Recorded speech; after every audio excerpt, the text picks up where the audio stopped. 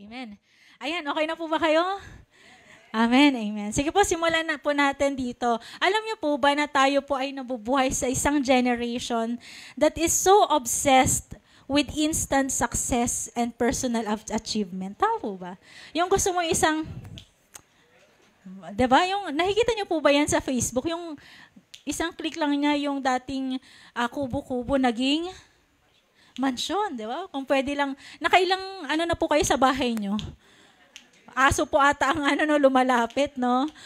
Yung bike mo, isang pitik lang ng ganyan, naging sports car talaga naman.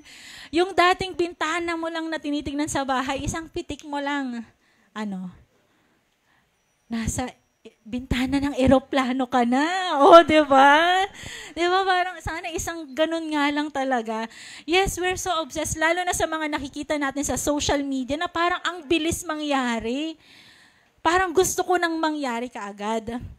At alam niyo po ba na ang sukatan nila ng tagumpay sa mundong ibabaw ay kayamanan, kapag maganda daw ang trabaho mo, kapag marami kang followers, kapag marami kang likes, kapag malaki yung sahod mo, or kung ano man yung trabaho mo ngayon, yan daw ang tagumpay sa mundo.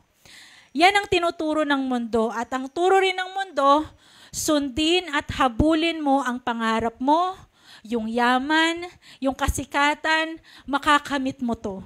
At ang nakakalungkot, dahil hinahabol mo ito, ang nangyari sa'yo,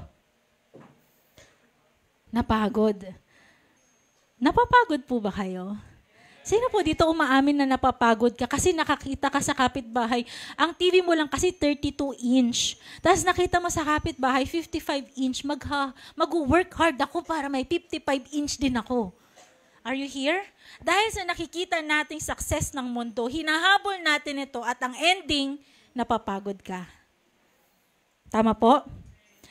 Yes, but God teaches us something far more powerful.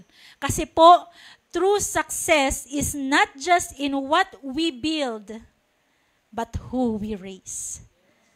Hindi sa nakakamit, hindi sa napapatayo, hindi sa naiipon mo sa bank account mo, but who we will raise. Sino ba yung pinapalaki mo? Ngayong umaga, pag-uusapan natin kung ano nga ba ang tunay na yaman na dapat nating iniingatan sa paningin po ng Panginoon. Are you ready? Amen? Amen. Sige po, buksan natin ang ating Bible sa Psalms 127 verse 4 to 5. Amen. Sabi po dito, like arrows in the hands of a warrior are children born in one's youth. Blessed is the man whose quiver is full of them. They will not be put to shame when they contend with their opponents in court. In Pinoy version, yung mga naging anak ng isang tatay nung bata pa siya, parang mga arrows sa kamay ng sundalo. Blessed ang taong marami nito. Pag hinarap niya sa korte ang mga kalaban niya, never siyang matatalo. God bless the reading of His Word. Can we just close our eyes this time and let's pray. Lord, salamat po Panginoon. Excited kami sa mapag-uusapan namin ngayong umaga.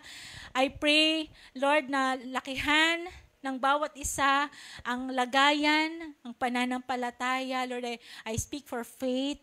I speak for a humble and teachable heart today na makikinig, tatanggap ng iyong salita. Banal na Espiritu, kumilos ka po at mangusap sa bawat isa po sa amin. Sa pangalan ni Jesus, Amen. Amen. Our title for today, ayan po, pasok ko na. Our title for today is Ministry of Arrows, a Legacy Worth Fighting for.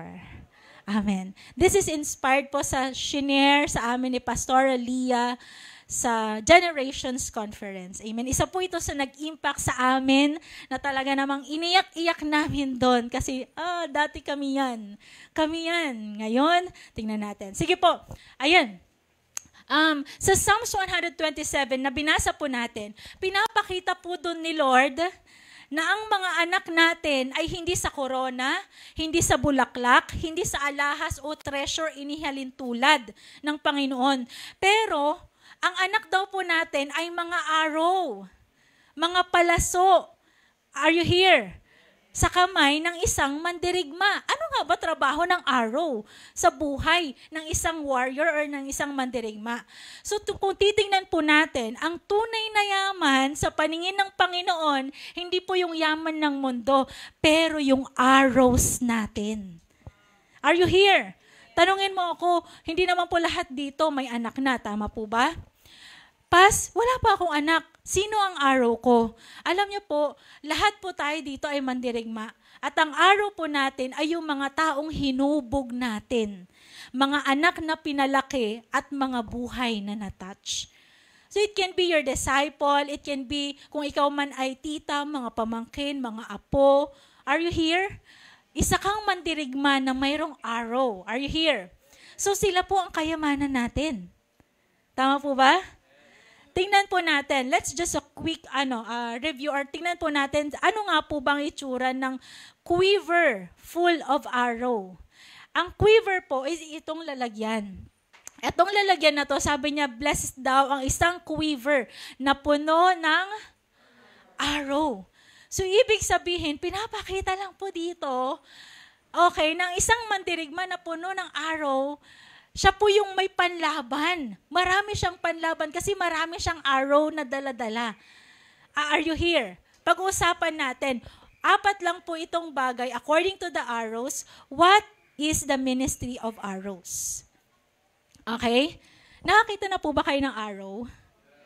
Gusto ko po sana kasing bumili sa Shopee ng arrow para may example ako. Nakita ko ang mahal. 500, 1,000, i-illustration ko lang sana. Pero nakakita na po kayo, no? Yung quiver at the same time yung arrow. Kasi baka pag sinample ko dito, may matira ako, tapos, siya pala yung makasalanan. De, joke. Hindi pa, walang judgment dito, okay? So, ayan. Ano lang yung patalastas. So, what is the ministry of arrows? Number 1 po, arrows must be formed. Naniniwala po ba kayo na walang mandirigma ang basta-basta na lang pumupulot ng stick o kahoy at ginagamit itong arrow?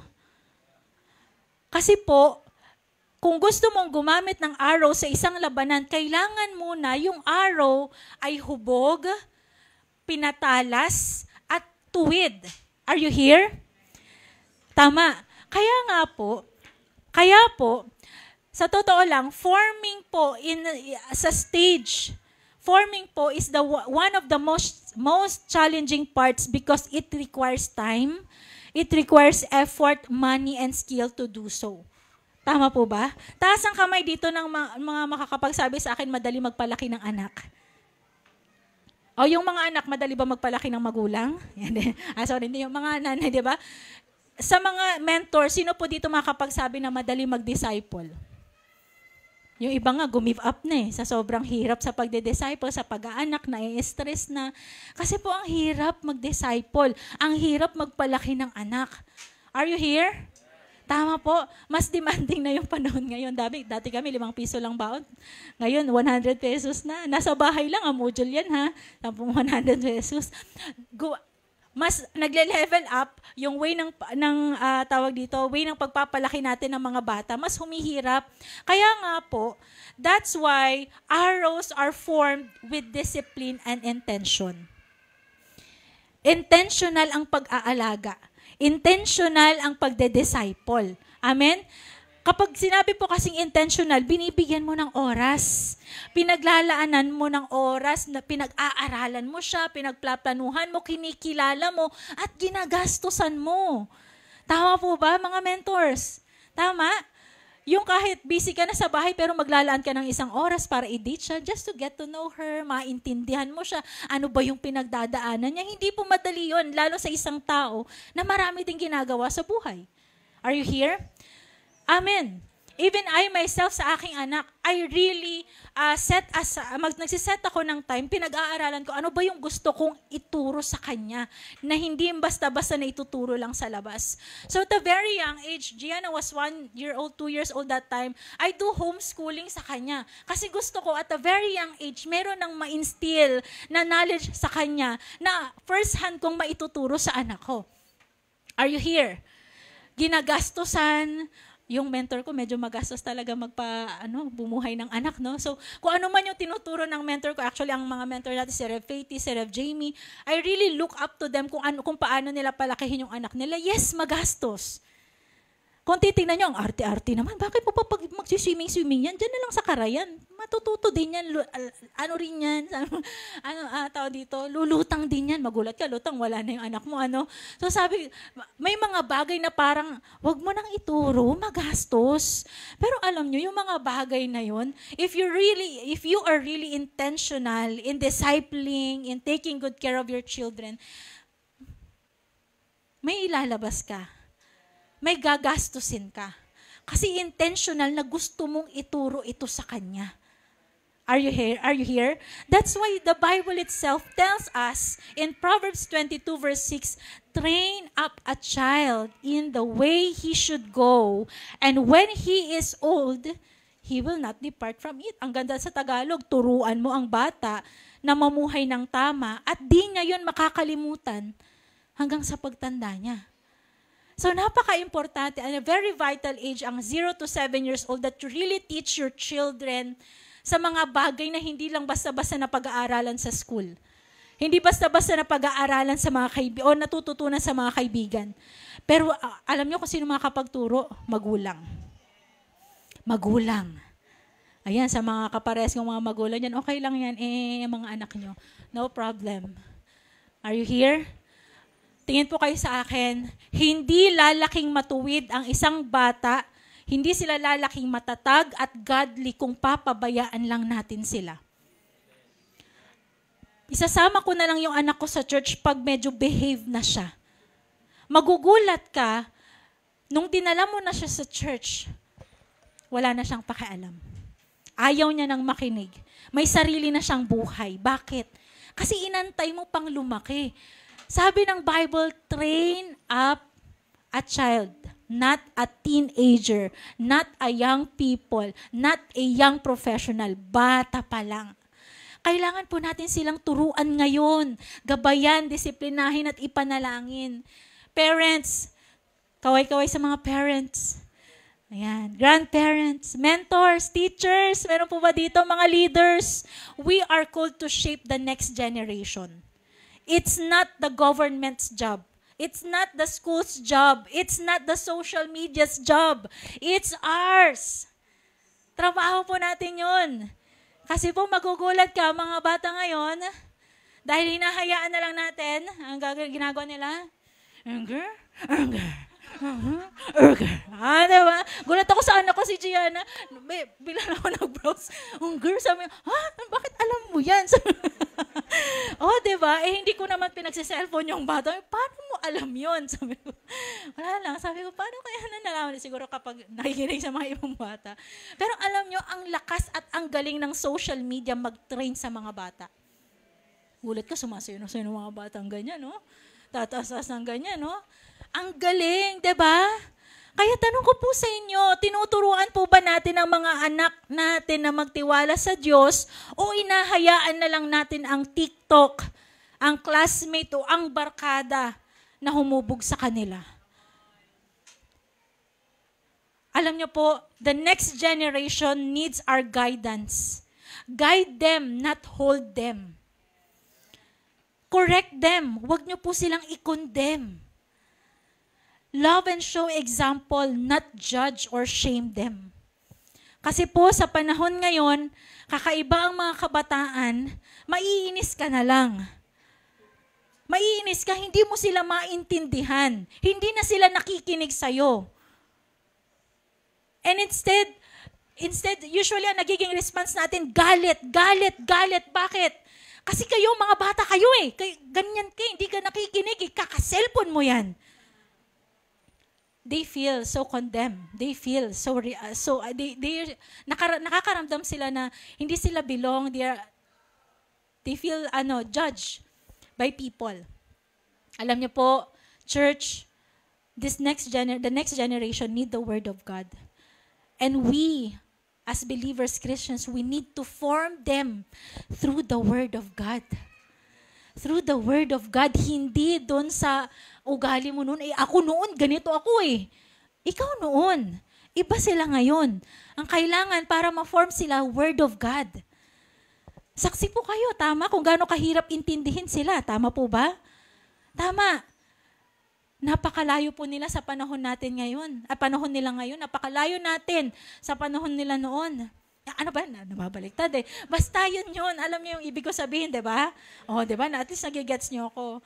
That's why we should intentionally know, disciple them, give time to them kasi wala na pong ibang magmamahal at lalaban sa kanila kundi tayo. Are you here? Kaway-kaway sa mga kabataang nandito. Amen. Alam niyo po, hindi aksidente na nasa kamay po natin ang mga arrows na yan. Gagamitin ka ng Diyos para ihanda sila sa laban. Church, wag niyo po silang kainisan. Ang iingay naman ng mga youth na to. Iraraya ni youth. Mga talagang, ay, tutoy gagawin sayaw, kailan sayaw? Mga ganyan, diba? Huwag niyo po silang iwan. Huwag niyo po silang pabayaan. Mukha man pong matalino at maalam yung mga batang yan, pero kailangan po nila tayo. Amen? Kaya ang goal natin, don't just aim for your children to be successful. Aim for them to be godly. Don't just prepare them for college or career. Prepare them for eternity. Kasi wala pong kwenta ang success, walang kwenta ang college, walang kwenta ang career kung hindi sila nahanda sa eternity. Alam niyo po ba, when we say forming, that's the dirtiest work of discipleship. Why? Kasi sa forming, dito makikita mo ang baho ng isang tao. Dito mo makikita ang gulo ng buhay ng isang tao. Imagine mo, problemahin mo yung problema niya. Imagine mo yun, bilang mentor, bilang isang leader, mapapakinggan mo na ganito yung ginawa sa kanya. She was harassed. Lumaki siya sa broken family, walang nagmamahal sa kanya. Yung feeling na nararamdaman niya, mapapasa sa'yo. Ang bigat. Isang tao lang yun. At kapag nakarinig po kayo ng kwento ng maraming kabataan, mas lalong mababasag ang puso nyo. Bakit? Maraming mga kabataan ngayon ang nangangailangan ng tulong. That's why we, the soldiers of God, warriors of God, we need to what? Form them. Amen. Say amen. Number 2, what is the ministry of arrows? Arrows are meant to be released. Alam niyo po, ang arrow na pinakita natin kanina are not made to sit in the quiver forever. Hindi pwedeng display lang yan dun sa lagayan. Pakita niyo yung design. Okay? Pag nakita mo yung arrow na to, alam mo na hindi lang siya pang display sa quiver, pero mayroong direksyon, tama? Mayroong purpose itong arrow na to. Mayroon siyang pupuntahan. That's why arrows aren't made to keep, but to release. We will release them toward the purpose for which they are made. Hindi lang tayo dito nag-instill na gawin mo to, gawin mo yan, pero ikaw mismo, I can see something in you. May nakikita, pinapakita ang Panginoon sa amin na kaya mong gawin. Ganito ka, ganyan ka. That's how God sees you. Yan po ang isang arrow, may direksyon. Alam niyo po, dito tayo madalas nahihirapan. Bilang magulang, bilang mga mentor, natural po sa atin ang protektahan sila. Tama po?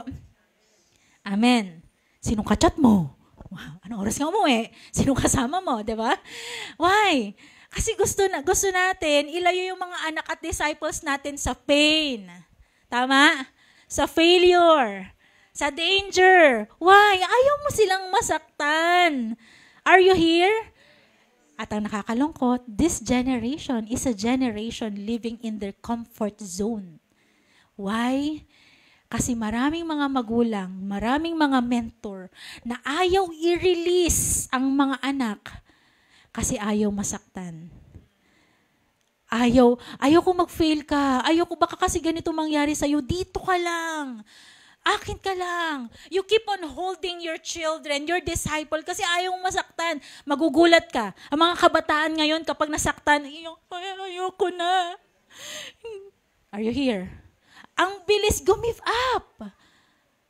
Ang mabilis sumuko. Why? Pinalaki. Oh, walang papalo sa anak ko. Imagine mo noon, sa mga nakaranas pa yan sa school, di ba? Sa mga teacher na mamalo. Ay, grabe talaga mapapahiya ka. Nagbabasa ka lang. Wala, no choice. Napalo ka na. Pero sa panahon ngayon, tulfo ka na. Walang mamamalo sa anak ko. Wow. Pinalaki ko to ng ano. Wow, ano? Sa sobrang pagmamahal mo sa anak mo, ikaw rin ang nagdala sa kanya para hindi maging handa sa laban. Ayaw mong ayaw mo yung, dito ka lang anak, baka sasaktan ka nila. Wow. Forever, kasama mo anak mo. Are you here? Ang daming takot na kabataan ngayon. Bakit? Kasi namuhay sa comfort zone.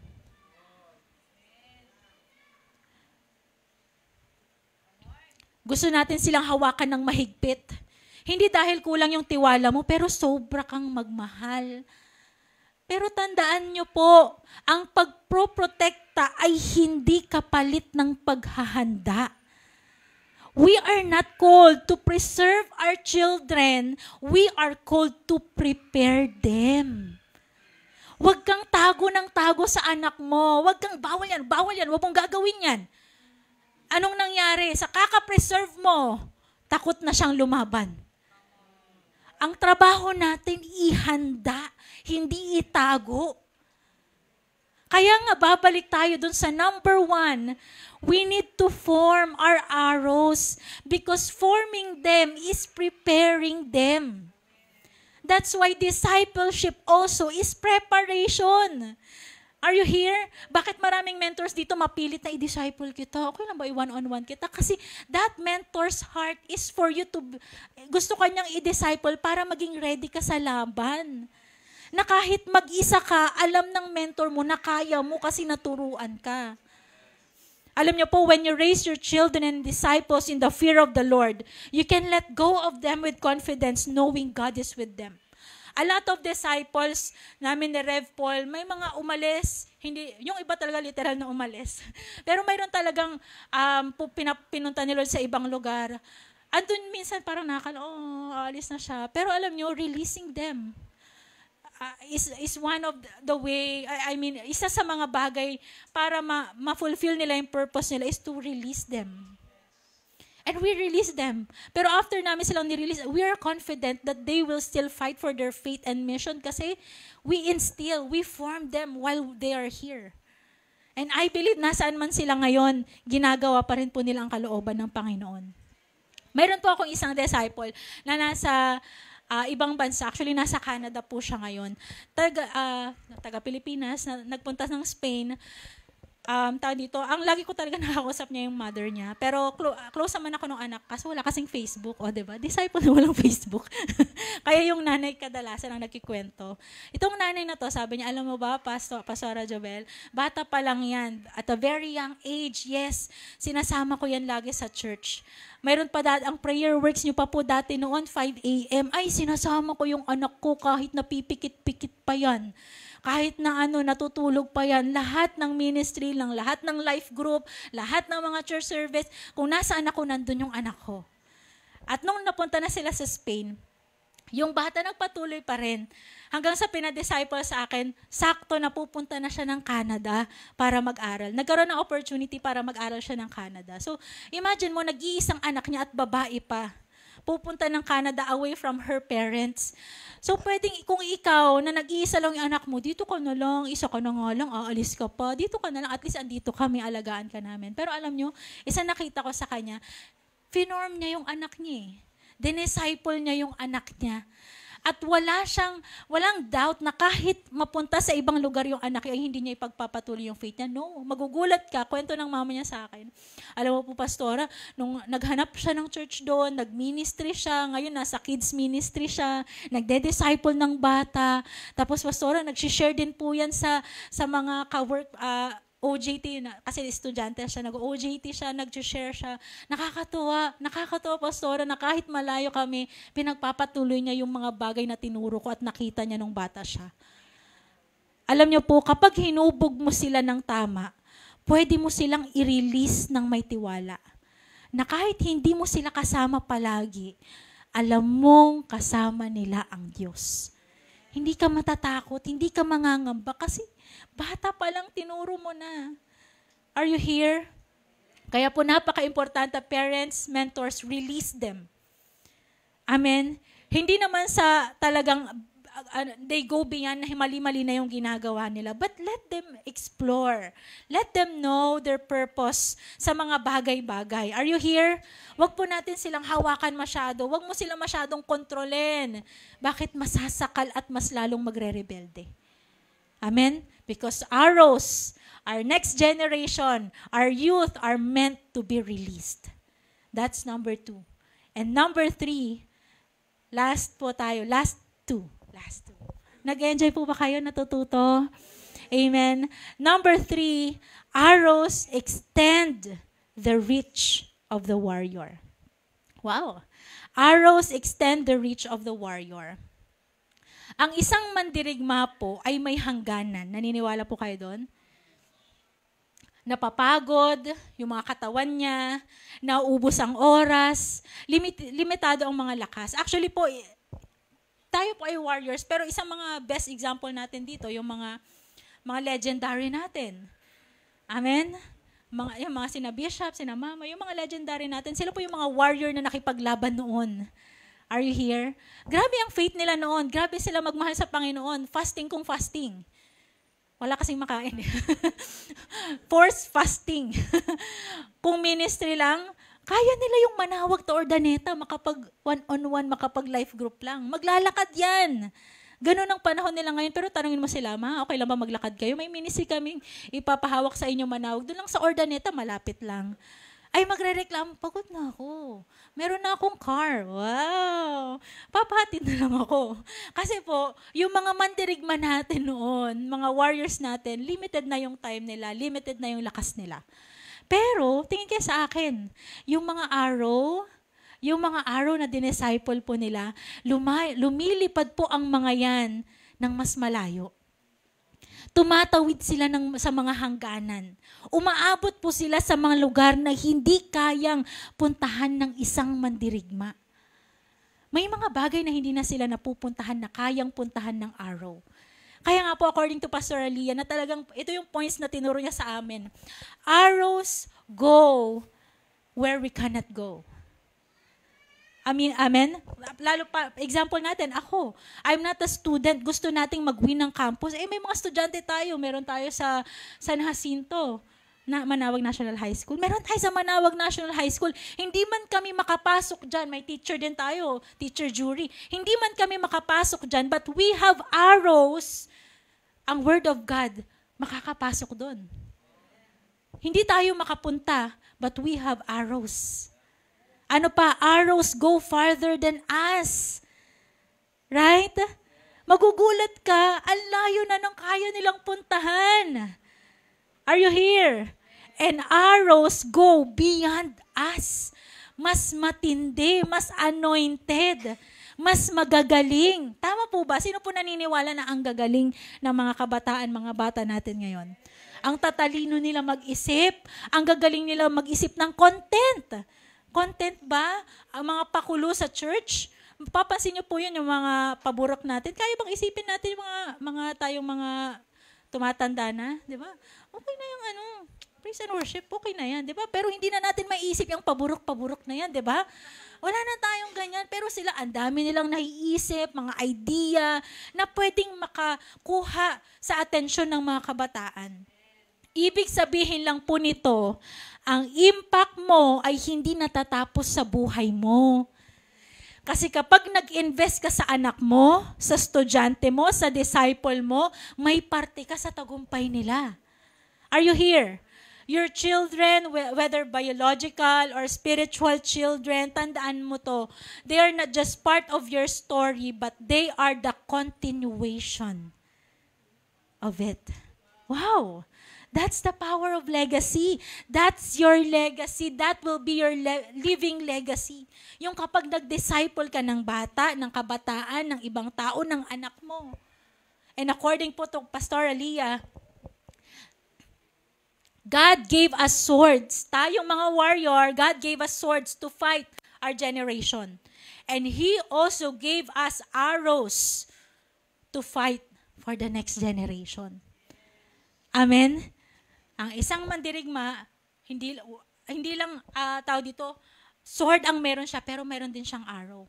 Yung sword, panlaban ngayon, yung arrow ang lalaban for the next generation. Are you here?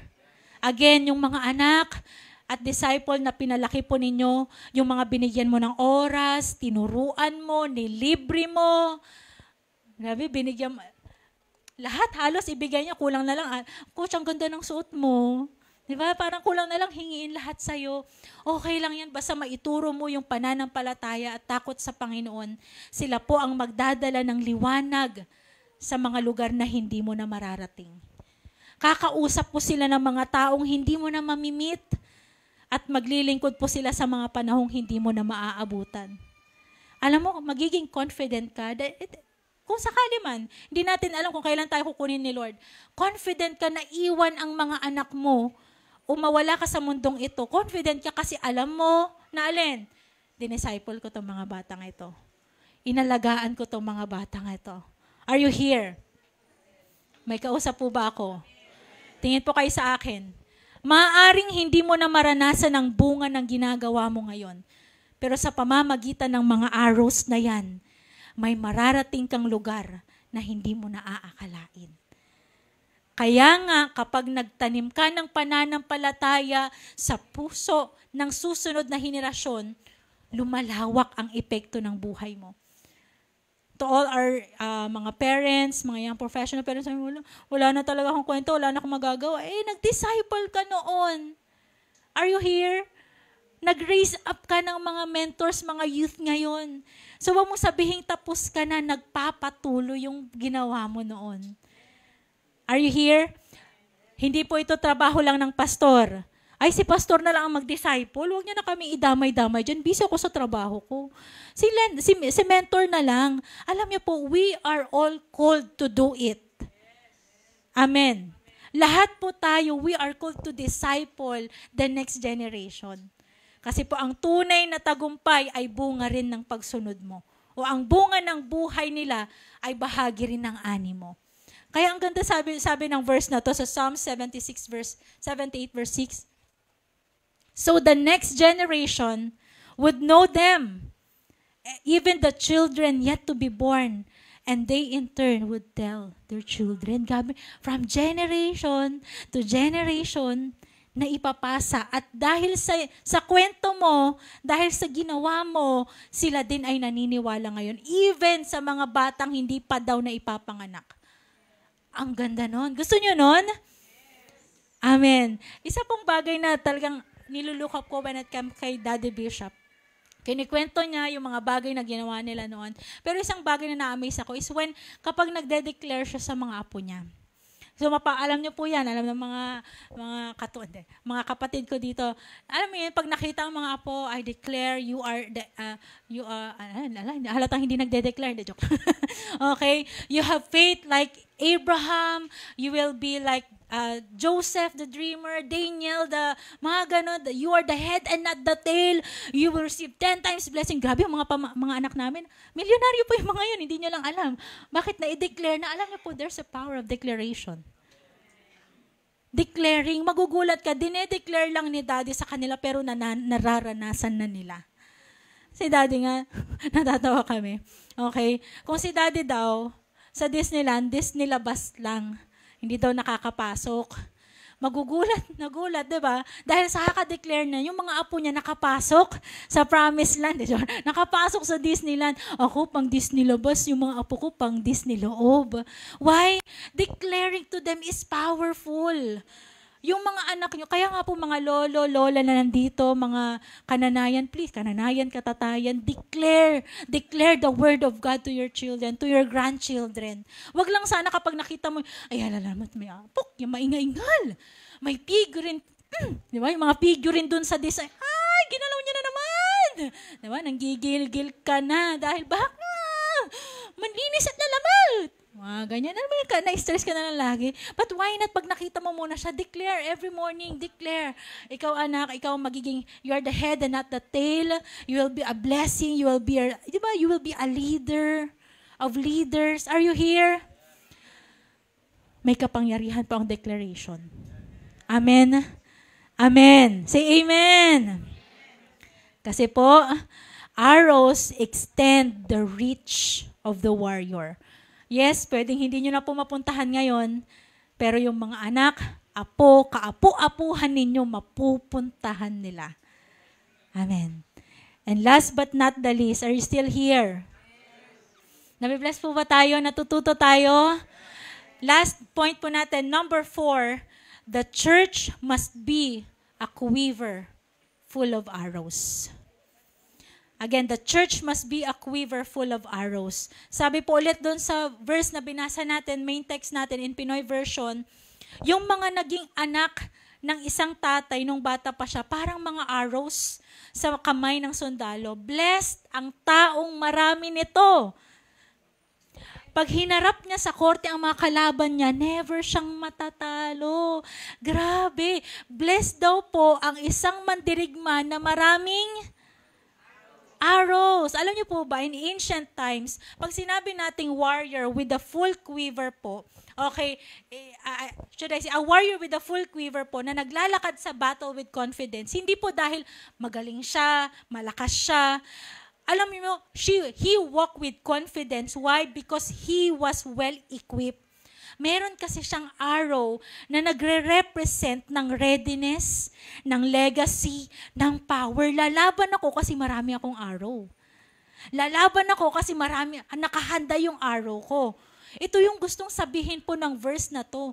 A full quiver or yung punong lalagyan ng palaso ay hindi tungkol din po sa dami ng anak, kundi sa kung paano mo sila pinalaki.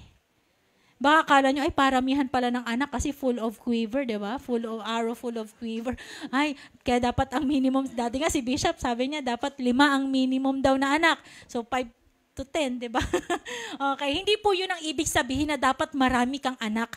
Pero dapat malaman natin kung paano mo pinalaki yung anak mo. Yung disciple mo. Ulitin ko, hindi sinasabi ni Lord na dapat magkaroon ka ng maraming anak. Sinasabi niya kung may pinagkatiwala si Lord sa iyo, 1 disciple, 2 disciple, mayroon kang 5 anak, 10 anak, biological man o spiritual na anak yan, palakihin mo po sila ng may layunin at direksyon. Are you here? Sabi po ni Pastor How, don't just pass down money, but mission. Don't just pass down valuables, but values. Ipasa mo mission. Ipasa mo values. Yung anak mo mag-aaral yan hindi lang para sa madaming medals, pero mag-aaral yan. Bakit? Because I have a mission to win souls and make disciples. Hindi lang yan basta magpapayaman, magmamana ng maraming gamit, pero siya mismo may value siya sa buhay niya. I want to be Christ-like. I want to live a Christ-like life. Are you here? Alam niyo po, ang sayang makakita ng quiver na puno ng arrows. Sila po yung mga anak natin na wise, grounded in the Word of God. They are courageous, God-fearing. Sila po yung mga arrows natin na hindi pabigat at problema, pero pagpapala sa iyo at sa ibang tao. Lighthouse Church, tingin po kayo. Love the youth. Love the young people. Love the next generation. They are our legacy. Are you here?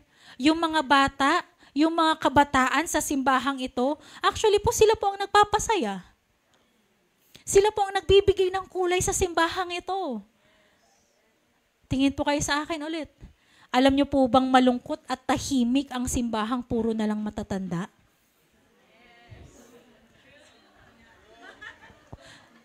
Ayoko nang umatin sa simbahang ito. Ayaw nila kami. Don't get me wrong. Sasaway ko kayo mamaya. Hindi. Don't get me wrong. Pero Biblia mismo ang nagsabi, like arrows in the hands of a warrior are children born in one's youth. Blessed is the man whose quiver is full of them. So masaya, pinagpala ang simbahang maraming kabataan. Maraming bata. Kasi kung puro na lang tayo dito matatanda, o tamang upo po lang. Ayaw mo nang maingay. Shh. Walang mag-iimin. Ayaw ko maingay. Wow. Diba? Ang boring. Pero kapag may bata, mayroong, wow, amen. Are you here? Amen. Again, don't get me wrong.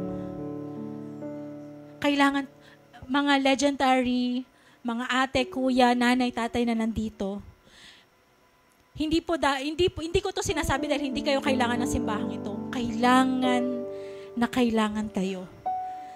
Because how can we disciple them if they will not hear from us? Kung wala silang maririnig na wisdom, na experiences galing sa atin. Kasi tayo po ang magtuturo. Tayo ang magde-disciple. Tayo po ang magso-support. Tayo ang magmamahal. Tayo ang unang yayakap sa mga panahon na ramdam nila na parang walang tumatanggap sa amin. Alam niyo po, ang simbahang ito, mahal ang mga kabataan. Mahal ang mga bata. We love the next generation and we will fight for the next generation. At alam niyo po ba, if the church is full of arrows, may pangako. Sabi sa verse, they will not be put to shame when they contend with their enemies in the gate. Lalaban ng simbahang ito na hindi matatakot. Bakit? Hindi tayo mapapahiya. Bakit?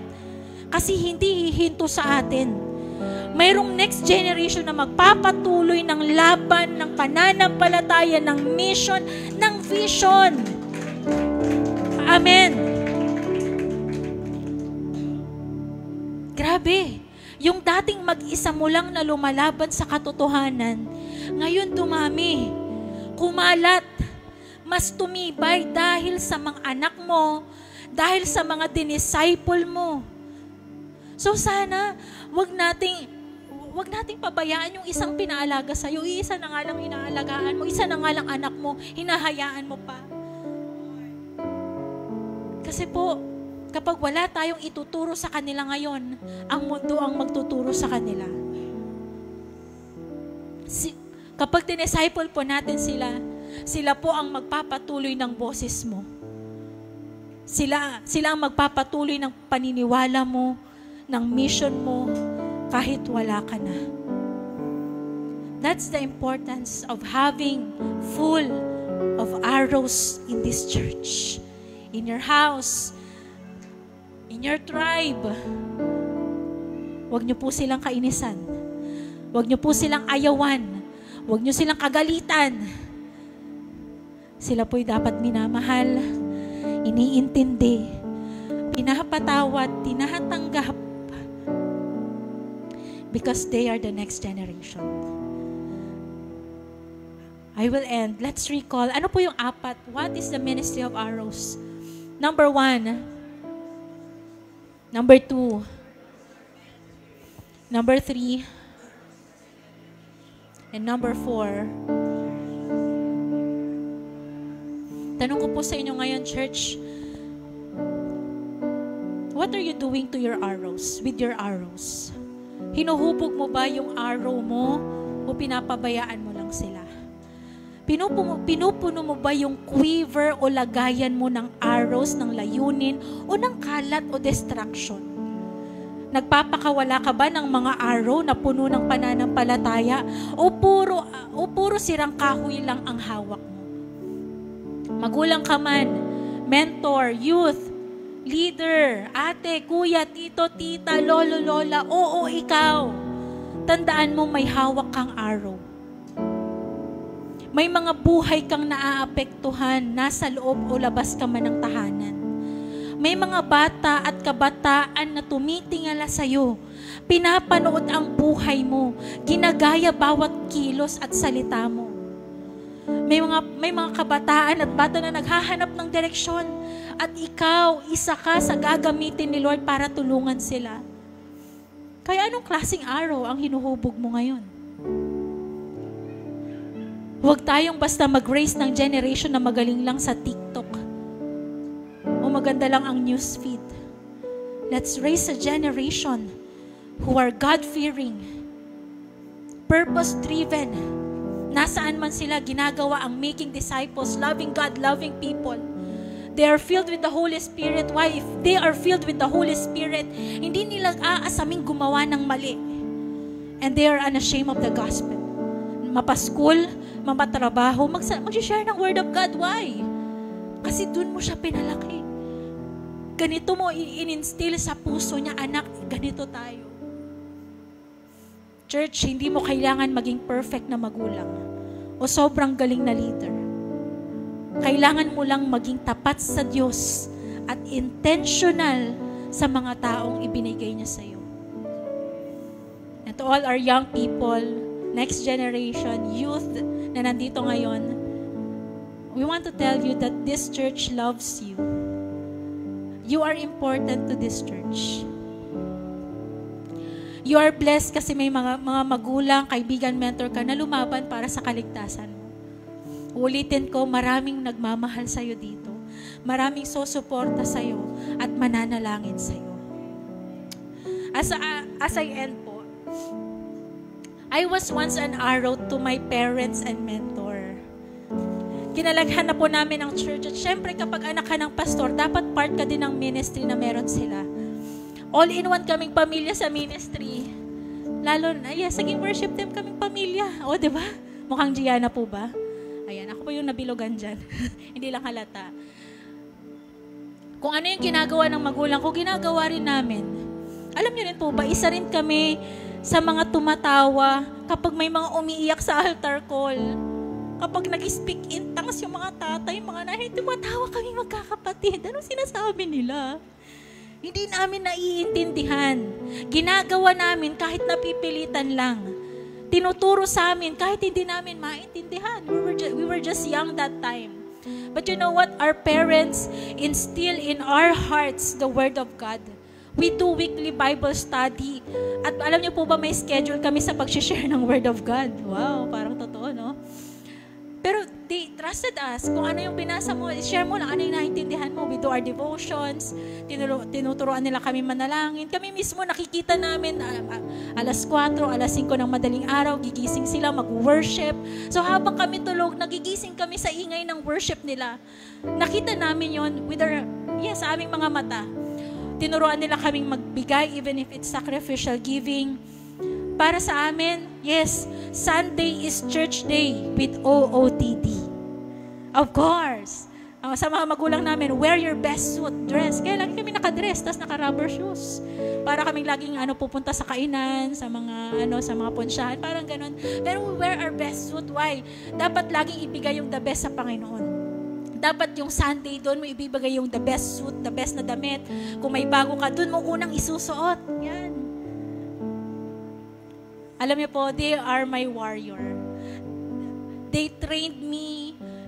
They formed me kahit na hindi ko naiintindihan. Hindi na natapos ang forming sa parents, sa family. When I gave my life to Jesus, a mentor discipled me. At the age of 17, isang babaeng mahiyain, walang confidence sa sarili, mababang tingin sa sarili. May isang ate rin na nakakita ng gold. Wow, my gold. May gold inside of me. Siyempre, ang pinili ko yung medyo fresh kami, no? Okay? Alam niyo po, my mentor discipled me at that very young age with love and patience. She taught me how to love God with all my heart, with all my soul and body. Pinakita niya kung paano magmahal sa tao, sa kung paano ito ginawa ng Panginoon. That's why I learned how to disciple young people. Sa kids ministry, may mga pictures dyan. And actually po, halos lahat ng ministry na subukan ko, natutunan ko dahil kay Ate Irene, mapadance. Wow, nagda-dance. Mapadance, singing. Trinay ko lahat ng music na to, kaya lahat ng basic alam ko sa mga to. Sa ushering, sa connect team. Of course, lahat ng ministry, pinasok natin, pinagkatiwalaan tayo. Alam niyo po, hindi nagdamot si Ate pagdating sa knowledge, sa bagay, even sa pera, grabe. Kulang na lang yung kwarto niya, maging kwarto na rin namin, nakikiligo kami. Buti hindi niya naipahiram yung underwear niya, no? Thank you, Lord, okay. Pero halos lahat, very open, sige, kung ano yung pwede niyo matutunan, kunin niyo. Tinuro niya, okay, kung paano mag-serve with excellence. Hindi pwedeng okay na yan, pwede na yan, kung ano yung ano, hindi. Meron pa, may igaganda pa, may igagaling pa. Yan ang mentor namin, talagang push to the kulang na lang, yung parang ipupush ka sa tao dito, sa pool na merong mga kakain sa'yo, kaya lalangoy ka ng mabilis. Talagang she push us sa limit namin, through our limitations. Masasabi ko po, kung ano ako ngayon, bakit ang gagaling ng mga pastora namin, bakit ganito sila, hindi dahil sa magagaling kami, but there's someone who trained us, who formed us, who gave her life para matrain, para mag-excel kami sa ministry. Kaya masasabi ko, Ate Irene is my warrior. Isa siyang soldier na lumaban para sa aming mga arrows. Kaya po, isinama niya rin kami sa iba't ibang lugar for mission. Unang pinagsamahan sa akin ni Pastora Irene sa Palawan, sinama niya ako sa Cebu, sa Masbate, Iloilo, sa Hong Kong. Oo pala, sinama rin ako ni Pastora Irene doon. Hindi lang para mamasyal, pero tinuruan niya ako mag-preach ka. Preach the word. Alam mo po, ulitin ko, kung ano ko ngayon is dahil merong Ate Irene na nagtiyaga, nag-alaga, humubog, at nag-release po sa amin sa ministry. That's why thank you for my soldiers, my warriors, my parents, Pastora Irene. Glory to God sa buhay nila. Thank you for forming me. Thank you for releasing me. At alam niyo po ba na hindi nagtatapos dyan? Kasi isa na din po akong soldier at warrior ngayon. Discipling the young people, next generation, and even my child, Gianna. Kung paano ako inalagaan at minahal noon, ganun din ang gagawin ko ngayon at gagawin ko sa mga susunod pang araw. Ititrain namin sila sa ministry. Sabi ko, kung kaya ko lang magturo ng drums, ituturo ko din. Lahat yan, tuturo ko sa inyo. Tuturo ko may mga disciples ako, tinuturuan ko sa registration, mag-reg ka, mag-usher ka, mag-production ka, halika tuturuan kita. Papakainin sila, bibigyan ng oras, lulutuan. Alam nyo, hindi po matatapos ang discipleship. Higit sa lahat po, tuturuan natin ang mga kabataang ito na mahalin ang Diyos ng buong puso nila, buong kaluluwa at buong lakas. Si Gianna po, isasama ko yan kahit nasaan kami. Ano mang conference, seminar, puro man matatanda ang kasama niya, isasama ko siya. Nasa mood man siya o wala. Kagigising man yan o wala pa sa ligo. Kasama ka, anak. I just want to show to you a quick clip video of Gianna doing a worshiping God. Alam ko nakikita niyo siya dito, pero this is just a meaningful video ni Gianna worshiping God.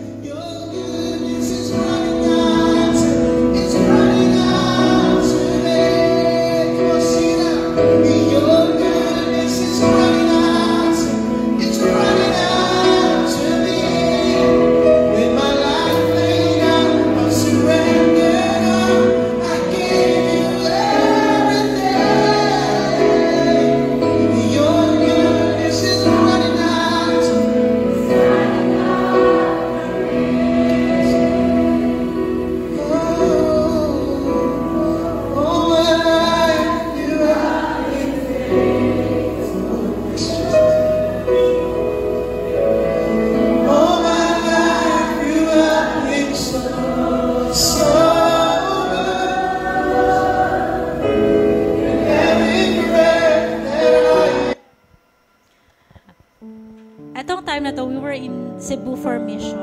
Pwede naman namin iwan si Gianna. May iwan ka na lang sa kay Lola, kay Mami, di ba? Para medyo kami sa mission, madali lang ang trabaho. But you know what? Hindi po siya bigatin. And the more na sinasama namin siya, hindi man namin tinuturo, anak, lumuhod ka. Pero gagawin niya. Bakit? Nakikita niya. At naitatanim yun sa puso niya. Parents, grandparents, huwag mong itago yung anak mo. Huwag mong iwan yung anak mo. Isama mo sa ministry. Isama mo sa church.